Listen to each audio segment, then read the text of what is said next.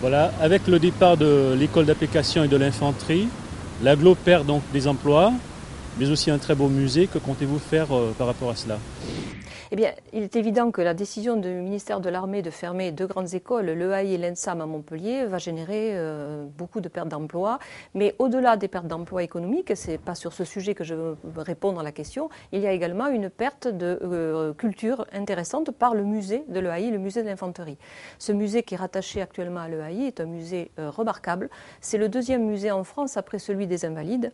Il occupe une superficie de 2500 mètres carrés et il a une collection excessivement intéressante.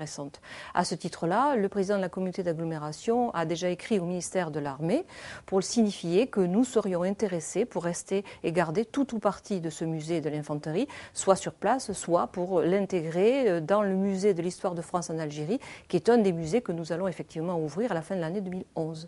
Nous sommes trop attachés à la valeur de ce musée, à tout ce qu'il contient, à l'attachement qu'il représente aussi pour les habitants de l'agglomération de Montpellier, pour pouvoir effectivement envisager qu'il disparaisse. Si nous ne le prenons pas, je crois qu'il va partir en caisse et ce serait vraiment la mort de ce musée. On ne peut pas concevoir qu'un musée se trouve dépecé et mis en caisse, c'est sa mort assurée et nous ne le souhaitons pas et le président a écrit en ce sens et nous ferons tout pour qu'il reste sur Montpellier, soit au site, soit dans notre musée de l'histoire de France en Algérie où il aura aussi une place intéressante.